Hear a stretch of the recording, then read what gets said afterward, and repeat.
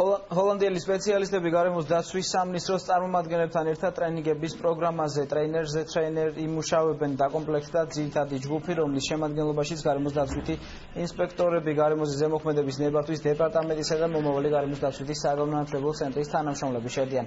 ჯგუფის წევრებს ტრენინგები 4 ეტაპად ჩაუტარდებათ, ფინალურ ეტაპზე კი ჰოლანდიაში ვიზიტია დაგეგმილი. პროექტი ჰოლანდიის მთავრობის მხარდაჭერით ხორციელდება. დაცვა შეუძლებელია უზრუნველყოფილი იქნას ეფექტური კონტროლისა და ინსპექტირების მექანიზმების გარეშე.